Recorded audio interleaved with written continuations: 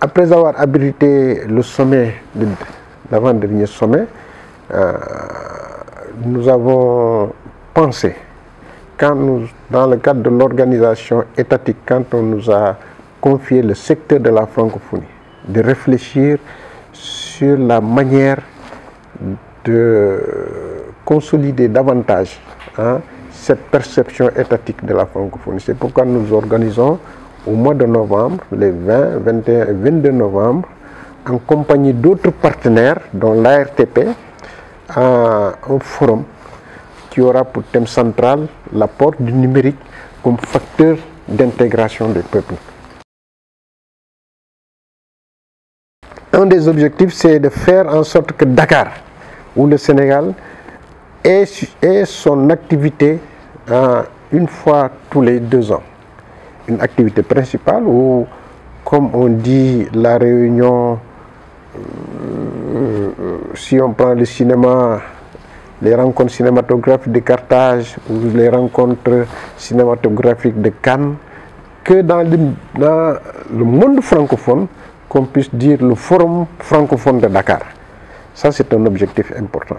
L'autre objectif important va dans le cadre de la réflexion que nous allons mener sur des thèmes que nous choisirons à l'occasion de chaque forum. Pour cette première édition, nous avons le numérique, comme je l'ai dit, facteur d'intégration des peuples. Vous savez, avec tout le développement qu'il y a autour de ce secteur, véritablement nous pensons que c'est un secteur intégrateur et en fonction de ça, nous allons réfléchir sur différents aspects du numérique, son apport dans la vie, le numérique face à l'emploi des jeunes, le numérique face aux relations inter-communautés, etc., etc. Le numérique vecteur de développement de la langue française. Sur l'intégration africaine, nous avons pensé organiser le 1er mars dernier une grande rencontre sur la libre circulation des personnes et des biens en Sénégambie. C'est déroulé à Kara, où on a eu plus de 2000 personnes qui sont arrivées, avec lesquelles on a discuté en langue nationale, mais également à la présence de l'ensemble des autorités gambiennes qui ont en charge ce secteur, tous les ambassadeurs de la CEDEAO basés à Dakar et en Gambie, mais également les membres de la commission de la CEDEAO chargée de la libre circulation des personnes et des biens. Et nous avons réfléchi pour dire que si nous voulons qu'il y ait une intégration africaine, commençons d'abord par les pays voisins. C'est ainsi que nous avons pensé à la Gambie. Vous savez, souvent on a quelques difficultés sur le corridor Dakar-Banjul et nous avons sensibilisé les populations sur les droits de circulation des personnes et des biens dans l'espace de la CEDEAO. C'est ainsi qu'on a eu les forces de sécurité, que ce soit la gendarmerie ou la police. Nous avons eu les transporteurs des deux côtés, mais nous avons aussi les forces de douane avec lesquelles nous avons discuté. Nous avons discuté avec les associations et les ONG pour dire quelles sont les difficultés. Nous avons parlé aussi avec les commerçants, les transporteurs, et chacun de ces segments de la population s'est exprimé librement pour raconter d'abord les avantages et les inconvénients de la libre circulation des personnes et des biens. Et cela nous a permis, autour d'une journée de réflexion intense, participation populaire extrêmement importante, de signer ou de déterminer ce qu'est le protocole du Caran. Et ce protocole, dans lequel nous avons listé un certain nombre d'actions, a permis à la première rencontre, premier conseil présidentiel sénégalo-gambien, de dire que la libre circulation des personnes et des biens sera inscrite en lettres d'or dans le cadre des actions du gouvernement. Oui, globalement, elle est un peu stable, pour ne pas dire qu'elle est stable.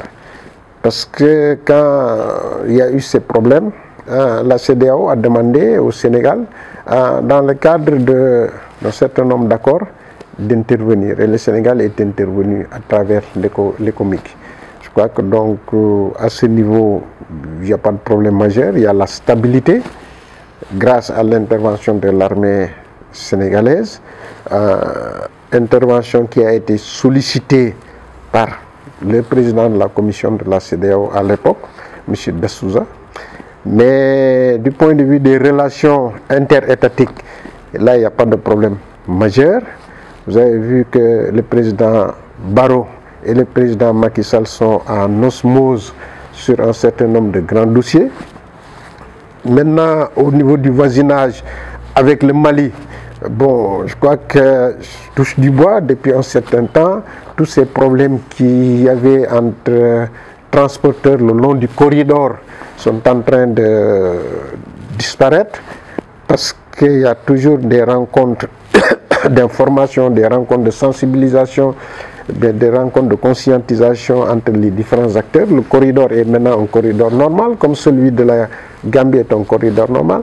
Celui de la Mauritanie, quand bien même la Mauritanie était et n'est plus dans le cadre de la CEDEAO, mais les rapports de bon voisinage font que véritablement à ce niveau également, il y a toujours une surveillance de la libre circulation des personnes et des biens dans ce secteur.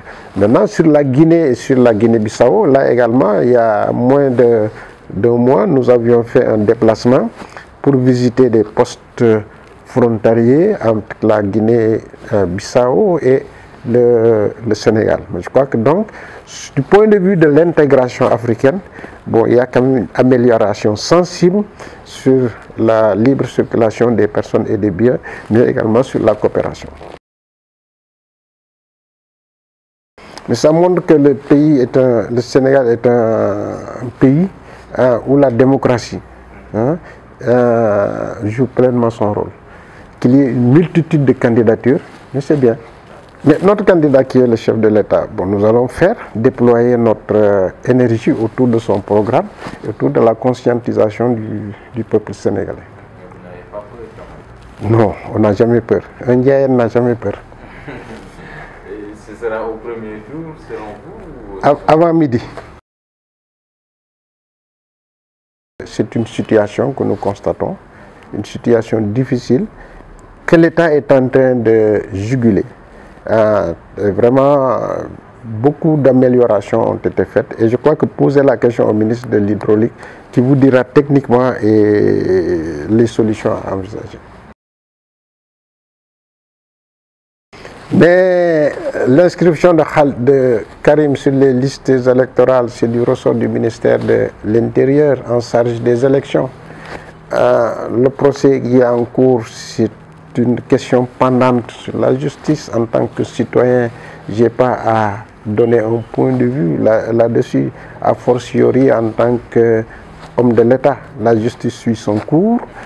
S'il y a des questions particulières à poser par rapport à ces deux questions, c'est le ministère de l'Intérieur en charge de la préparation de l'organisation des élections.